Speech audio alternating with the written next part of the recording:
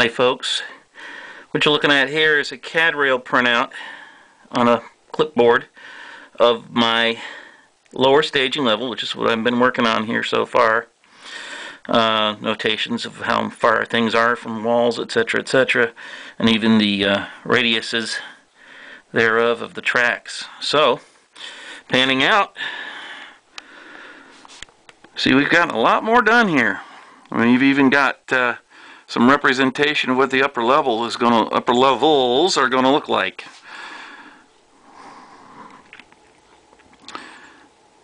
You see, I've gotten much more bench work done, and we're talking an interval between the last video I took and today of about a month. Today is the Monday after Thanksgiving 2011, and so that's where we are. Got my 7-track staging yard. Each radius is 2.5 inches center lines, and of course this is going to be the L bracket that you see here is going to be the next level up. We're going all the way from 28 inches up to 60, I think 60 inches at this point. It'll start at 60 over there, it'll loop around through here, go up to 64, and then go along the wall that way. And there's a whole lot more to be built. Wanted to show you a few things I've learned that, as you can see over here, maybe you can't see it, but see that little black dot there? That little black dot there? That's a screw screwed down through the plywood into the L bracket beneath it. Bad idea. Better idea for mounting these things, what I've learned, I decided to try this, is these cleats right here that you see.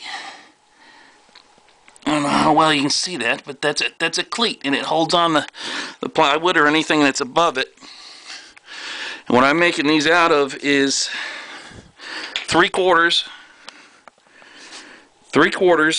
by 1 inch, basically dense plywood. It's critical on these things. Always countersink drill these things. You would mount it, you know, if you had the plywood coming down on it where my index finger is, you'd have to mount it on the side there, drive your screws in, and let them stop on their own, especially if you have one of those adjustable knock drills like I have here, and then drive it up through the bottom of the plywood. It works a lot better. It'll aid if you ever have to take the blasted thing apart. So also you'll see that little bug bugger right there is a piece of oriented strand board. It's off of a shipping crate sent in with some major parts that are used in my employment, where we overhaul transit buses, and we're changing out hydraulic cooling systems for electrical cooling systems, and these are parts of the crates. Same thickness as the plywood here, it's 1/2 inch, but that's I know I can hear you guys groaning like, no, that's particle board, that's not gonna work. Well, there's a gentleman featured in the latest issue of 2012 Great Model Railroads who is using oriented strand board, commonly known as particle board or chipboard, but the proper name of it is oriented strand board. I also wanted to show you another thing that I use, which is laying right on top of it here. This thing is, well, it's a piece of trim, thick trim, but as you'll notice, I have graduated it in inch graduations. And each graduation can be, you know, like 66, 63 inches at the railhead. You see that smaller, shorter mark down below, which is like at 7/8. That would be the actual bottom of the sub-road bed. So this thing comes in real handy when you're measuring things on a multi-level, multi-deck layout. Very useful for doing things like this. You can put it in all sorts of places, and it'll really help keep things level and everything on the same elevation. Also wanted to show you, voila, my little thing here. This is an old television stand, and it's got a bench grinder, a chop saw that's swivelable through 45 degrees in either direction, and a portable drill press. This thing has come in handy. I do not know what I do not know what I did without this thing over the years. And I've mounted a interesting array of ways to hook up the power coming through the side here, and it all comes up through that hole right there, and it's all in one nice compact little, now messy but greatly useful thing. I also wanted to show you my little baby here. This white thing, or this material, is 1/2 inch thick signboard, heavy duty signboard used by sign companies. I happened to find some in a dumpster here in my current residential town, and it had just been thrown away. And I decided, I wonder how good that would be for sub-roadbed. So I just decided to start building things out of it. And I built what I consider here to be the answer to getting into a multi-deck layout for those of us who are aging and beyond 50, like myself. Currently, I'm 54 years old. This is what I call a saloon gate. It's a swinging gate. From this hinge here over to here is an 18-inch radius. Watch. It opens.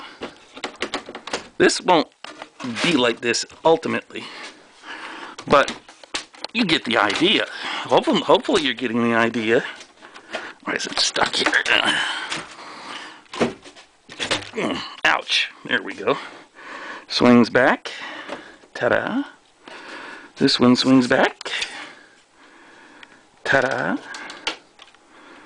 And you can get into the room now. Interesting, eh? A novel idea, I think. And actually, it is close to being operational too. This track here and these tracks here, this track here is powered. And I wanted to show you how I'm powering them. These are, I don't know if it's got too much shadow here. Okay, you see it right there. That is a OS, I'm not sure what the company name is, but it's a brass piece. It's a piece of brass that's wrapped around. Let's see here. K&S brass. Yeah. K&S brass. Bad memory. What can I say? The wires are attached under here to these brass pieces. They're slightly bowed out this way. And there's two more here, but our shadows are making it difficult to see. There's two more right here. And our wiring is attached to them. It comes up around. I don't know if you can see it here. Yeah, you can see it up there. It's going around the top of the door, coming down, and it's underneath here, going over here, and all there to the power pack, temporary DC power pack. This is going to be a DCC layout. So let's close this back, and I'll demonstrate to you that, hey, this really does work, folks. So, you see our little Rutland engine over here, and we'll turn our power pack on, and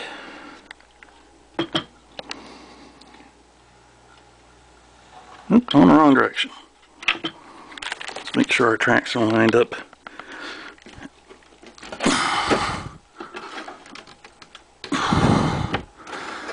That won't be like that. It'll have a latch on it that'll keep it nice and tight.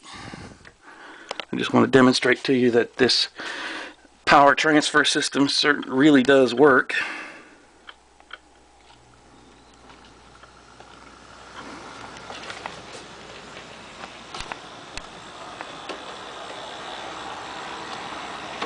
How about that, eh? Works pretty good, I think. we'll watch a train go around the layout tonight.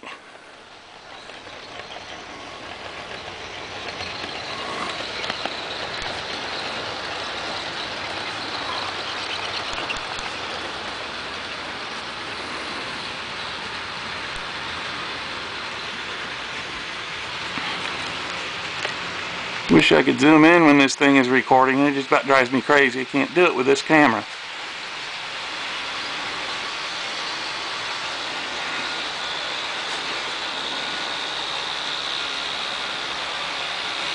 I'm doing a lot better on the old videos. Nice wall. There's a ABA set of FAs and Santa Fe war bonnet. Yeah, I know. They didn't have any, so, but it sure is a pretty set of engines, and it's powerful. And we'll give you an idea of the strength of these buggers when they come out of the shop room over there.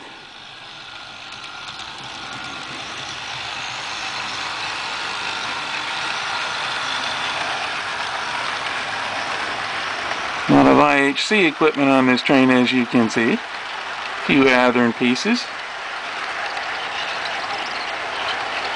That was a model power went by, Concord.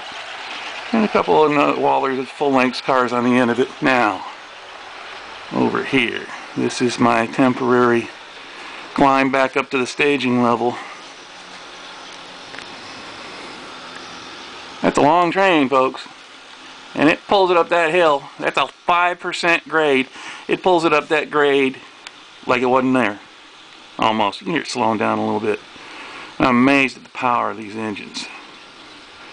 That whole train going up there.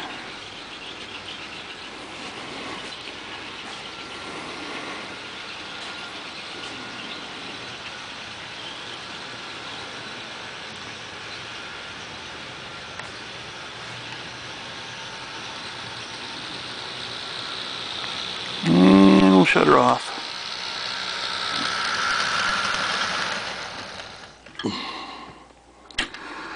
Well, I think that covers everything as far as the update is concerned.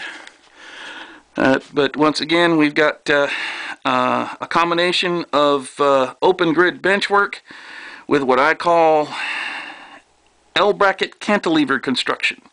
You'll learn more about this as we go on. Don't try to wrap your minds around it too much, because you'll see what I mean when we get going more on this. So that's all for now. Thank you for watching.